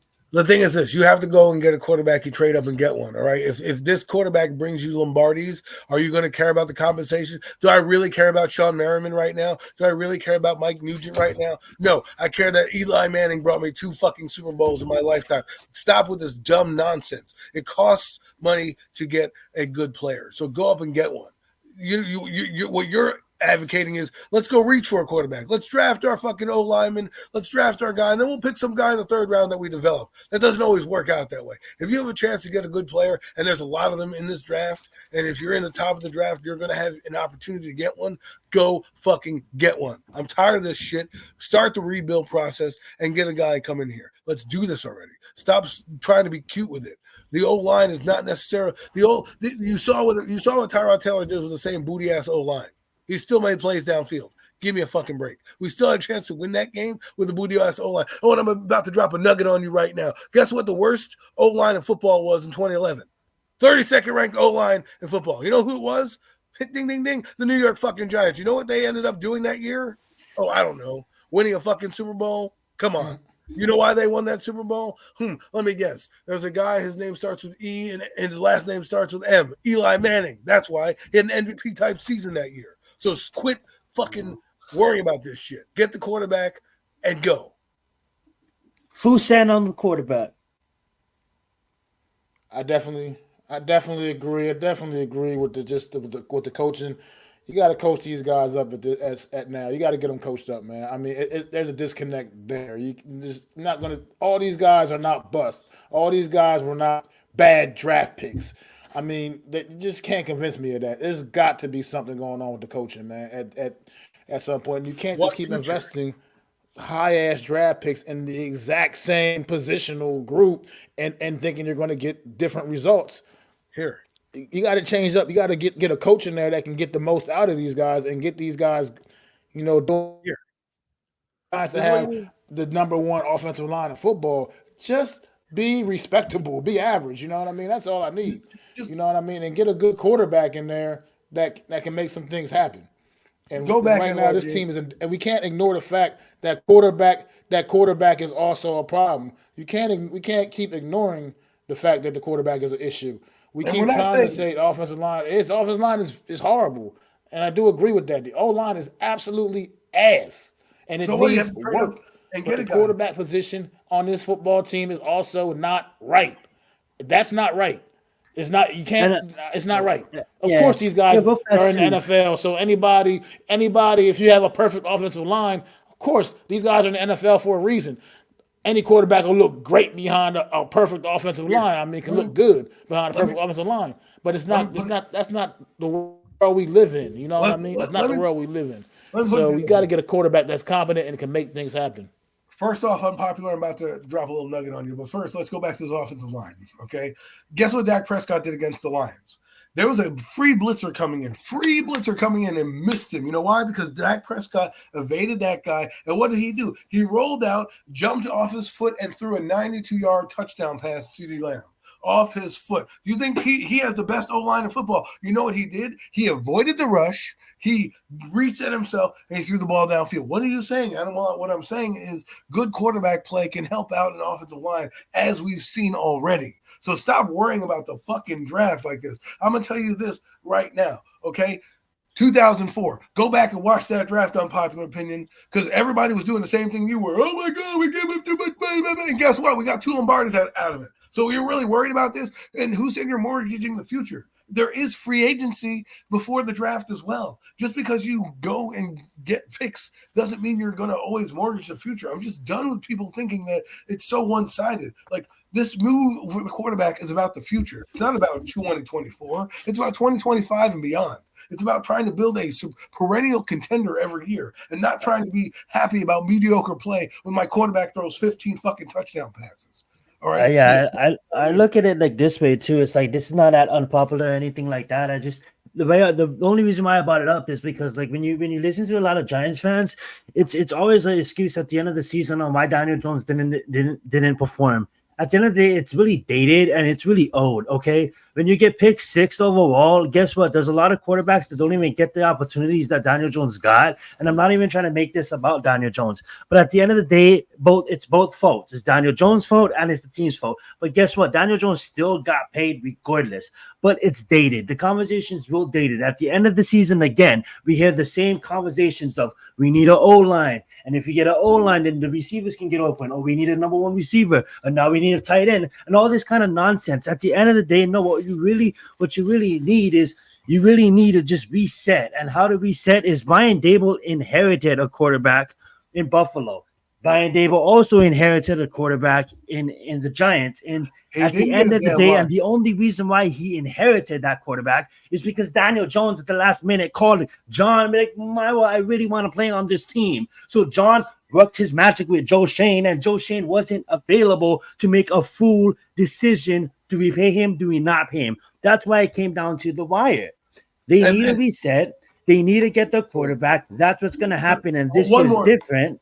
Sorry, man. Go fast, Adam. This year's different because there's quarterbacks to be had in that 1, 2, 3, 4, 5 there's quarterbacks and there's a lot. Go right ahead, Adam. First off, I dropped the nugget on you in 2011. He had the worst offensive line in football. Number two, they didn't have an O-line. You know what they did in 2004? I mean, you are a fan who is older than me. You should know this by now. In 2004, they got the quarterback, had a horrible year, went 5-4. Guess what they did the next year once they knew they had their quarterback? They went out and got Plaxico Burrison. Oh, let me guess. Oh, they got Kareem McKenzie. And their O-line coach was Jim McNally. You know who's on that offensive line? Let's go. Second round pick Chris Snee. Undrafted Rich Scheuberg. Fifth round pick. This is what we're gonna do with Fast Adam. This is what we're gonna do. We're gonna. I told Unpopular when I was talking to him last time. Like, you know, we have to. I do want to talk to you guys about this. Not this show, but coming up, we're gonna bring some people on because I do want Unpopular. He's a big Blue Crew fan. You know, I do want him to come on and not only, you know, debate you, but not even debate you. Can I cook my point first before defend you himself? you know, bring people on the show. Not now. I'm just saying in future, maybe next week or something, he can come on and you and him can go give you guys points. But of course, you can finish. Now, I don't even know where I was going with that because I was interrupted too. I interrupted you. Bring on NYG22. You're welcome to come on the show. My point is, you go back to that realm of when Eli Manning was drafted. They didn't have an O-line that was established. They don't have an O-line that was established. Okay, they had to bring in guys after the fact. Okay, and then that O-line wasn't that good until 2008 anyways. So don't tell me they didn't mortgage the farm. You know who they got the next year in that draft after they got up? They got Corey Webster and fucking Justin Tuck. They still built through the draft. This nonsense of we're mortgaging you the future. What future? The Giants have sucked for years. Okay, you're inheriting on your future. If you draft a quarterback, you pick him when he's the right guy, and then away you go. There's also free agency. There's also trades that can be made. It doesn't just stop because you draft a quarterback in the first round. Open your damn eyes, people. This is called roster building. This is the future of the team. You guys think about the 2024. I'm thinking about beyond that, and I'm done. Now we can close the show. Look, with a quarterback. With a quarterback, you get the right quarterback, bring what it means to your football team. I mean, you got a prime example of that this season. I mean, the Houston Texans sat at the number 2 overall pick this past year in the draft in April for a reason, because they were one of the absolute worst teams in football a year ago in 2022 during 2022 season. One of the absolute worst teams. They had number 2 overall pick. They took C.J. Stroud, and this team is now fighting on Sunday for a playoff spot. For a potential playoff spot and division championship. Just like that. Their roster is not exactly completely overhauled, a whole lot different than it was a year ago. The biggest difference is C.J. Stroud. Joe Burrow, a few years back, number 1 overall pick, Cincinnati Bengals, number 1 overall pick because the Bengals were absolutely terrible. Number 1 overall pick, 2 years later in the Super Bowl. With a horrible offensive line, like Adam was also just saying about the Giants in 2011. The quarterback is an impact, as it has the most impact, man. You got to get your guy, and whatever it takes to get that guy, I'm down for whatever it takes. I wouldn't preferably want to be, trading too much draft capital, but at the end of the day, gotta do what you gotta do to get your guy. And if you feel really good about a guy, this is the draft to go out there and get him, man. You got to go out there and make something happen. The quarterback position has been an issue with the New York Giants for the entire tenure of one Mr. Number 8. It's been an issue. It's been a problem. You go get your guy. Wide open to it this year. My eyes got wide open to it this year because Daniel Jones, who played roughly damn near almost the whole first half of the season. Just about, not quite the whole first half, but close enough. You see, you bring in Tyrod Taylor with the same fucked up offensive line, yet its offense still isn't great, but that's for other reasons, different reasons, but at the same time, it looked more competent. The offense looked a lot more competent, even when playing behind the offensive line. Okay, I'll take it a step further. You bring in undrafted rookie free agent Tommy DeVito. And yes, he wasn't throwing up necessarily gaudy numbers either, but it still looked like a more competent offense, even with him running it, than it did with number 8 running it. Well, we can't more. It's time. That is it. You can't go out and depend on number 8 anymore for this football team at the quarterback position. This season was my full-blown revelation. I gave this kid every opportunity I could personally give him. I can't do it anymore. Listen, I can't watch that anymore. He's scared. He plays scared. He doesn't have what it takes to play quarterback for the New York Football Giants. Maybe he can go get his you have career no on track idea. somewhere You have no else. idea who's in this draft. Don't give me that crap. But this upgrade, it needs to happen. It needs to happen. Don't tell me about you don't know about Andrew Luck and any of this What's going on, stuff. You get it Buko? done. You go trade for a guy. Stop with this nonsense. Stop being afraid to trade the farm. You trade a couple first-round picks. Who the fuck cares if that guy brings you a Lombardi in a couple of years? Stop with this. You're not going to remember those fucking first-round picks, whoever they are, if they don't even pan out. If this guy pans out, let's say you get Jaden Daniels or Caleb Williams or who the fuck you get, and he comes in 4 years, we're fucking hoisting a Lombardi, are you going to be like, oh my God, I can't believe we gave him 2 first-round picks? No, you're not. You're going to be like, thank God we got that guy. Thank God we did whatever the fuck it took to get that guy. I think this is first off, I just want to apologize to Adam. I didn't mean to interrupt you earlier, but I think this is a perfect cliffhanger for the show. Also too, because I do want to throughout the year. Let me just say this, guys. Jeff is never ever going to be replaced. Jeff is always going to be the fourth host, so that's why we choose not to have host on the show, and we all agreed on that to begin with. But we all gonna, throughout the year, we are gonna bring on guests and give them some segments. Maybe not for the whole show, but for the majority of it. So I do wanna bring Unpopular on because I know me, Adam, and Mac, we do have our strong feelings on getting a quarterback because I really do feel that this is the year to get one. There's a lot of quarterbacks that if Andrew Luck was a 10, they're a 9.995 or they're a 9.5, and there's a lot of quarterbacks that we can serve up in this draft can easily represent us in a Super Bowl in the next 5, and I really do believe that. And that being said, it's about building the legacy and building the dynasty rather than just getting one and done. Daniel Jones dramatized. We dramatized him. He got the bag. He robbed us. But at the end of the day, he's going to be holding the clipboard next season. He's going to be competing for that starting job. We'll see what happens. But that being said, I do want other Giants fans and people part of the community, Big Blue Crew, or whether you're not a part of the Big Blue Crew and you're just a Giants fan, or whether when we start talking about the NBA or other sports, I do want you guys to come on and absolutely and give your points because at the end of the day, we may all feel a certain point and be headstrong on the quarterback, and then maybe someone like Unpopular, instead of trying to type like he's doing an essay in high school, he can come on and voice his opinion as well. We'll talk to the boys on maybe next week episode or maybe the episode after that. But I know we all get me and Adam. You should see sometimes I have to apologize to him because I get really hyped up when we talk on the phone sometimes, and I know we're all fanatics, you know what I'm saying? So that being said, I say we end the show here soon, and unless you guys have any other thoughts or any final thoughts about the matter. Nah, we about to end it, but I just wanted to say one more thing about all of this. Like I feel you, my homie. Unpopular opinion. Definitely you are the homie for sure, and I hear what you're saying. But all this, the one thing also, I think we're getting too ahead of ourselves anyway. The New York Giants are sitting in the 5th spot of the draft right now. There's not even necessarily a reason that we would necessarily have to trade up. It's not even a guarantee that we would need to do that. Sure, you don't know what other teams are going to do, trying to get in front of you or whatever. Stuff happens. Things happen fast in the draft. But there's a possibility the Giants could sit right where they're at and still get their guy. But it just they have to, or get a guy. And no matter what, they're still in a position to get one of the guys. You know what I mean? Hopefully it can be the one that they actually really truly want, not like somebody they're kind of settling for. But at the end of the day, they're sitting in a good spot. We don't know what Chicago's going to do right now. Justin Fields has played great football through down the stretch of this season. Who knows? Chicago might say, you know what? Taking the number 1 pick, still going to keep the number 1 pick. We're going to get some offensive linemen. We're going to get some O linemen in here to protect our franchise quarterback. So the teams like that, no things change the dynamic of the draft anyway. So we might just hit the number 5 spot and still get the guy we truly want. At the end of the day, man, it could happen. I'm hoping in a perfect world that's what happens. You know what I mean? So if you want to make money, you got to spend a little money. How that goes out.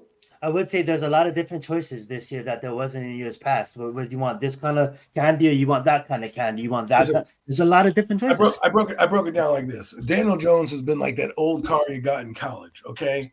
Right? You got it, you were excited, you put money into it, you're excited to drive it around, boom, you take it on road trips. The next year, it kind of falls apart. You put some money into it, it holds up, but it's not really that reliable. But hey, you know, it's a car. The next year, the same thing. You keep putting money into it, it keeps letting you down, but you know what? It's your first car. You don't want to let it go, right? You don't want to let it go. Then next year, you put all this money into it, and it kind of semi works, and you're like, oh my god, I can't believe this. So then you're like, you know what? Next year I'm going to improve it even more. I'm gonna put in a new engine. I'm going to do all this good stuff, and the car still breaks down. That's Daniel Jones. He's a broken down car. Now you have the ability right now to go get yourself a new car. You have the ability to go get yourself a new ride, a new whip, fresh off the fucking showroom floor, and not some hand-me-down car that is breaking down left and right. Go get that Maserati. Go get that, whatever car you want. That's what you have a chance to do right now. Let's go change the franchise. Because I'm just tired of sitting here and worrying about, a trade up, the future. Oh, the future's been shitty. The past has been shitty. The future can only get bright. And I say this, and I leave you with this, folks.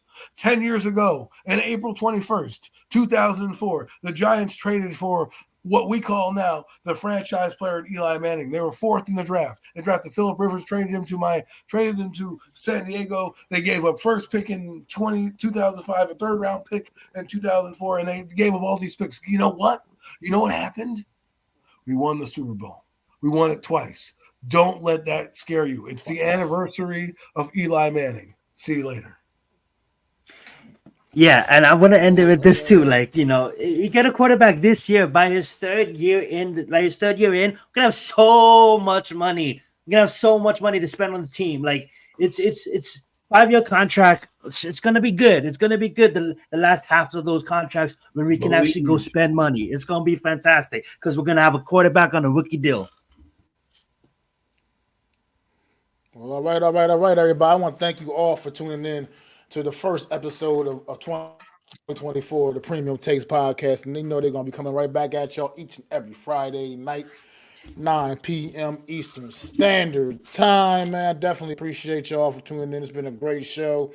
Our special NFL kind of playoff special, getting y'all a little bit ready for the playoffs. It gets real, man. It definitely gets real in the next couple of weeks, man. We'll see who wants it, man. Who's going to be in that Super Bowl? Who's going to get after it, man? It should be fun. Should be enjoyable. I hope everybody's a very blessed 2024, man. Happy New Year to everyone. Not for throw a them Tesla. fours up for my guy, NYG, Jeffy T. Throw them fours up, man, for our guy, man, our fallen angel, man. Jeffy T, NYG, Jeffy T, man. No doubt indeed, man. Unpopular, Love you, keep bro. putting We money into that always love Winnebago, you, man. hoping that it'll run for him. This has been the Premium Takes Podcast. Much love, bro. Pass.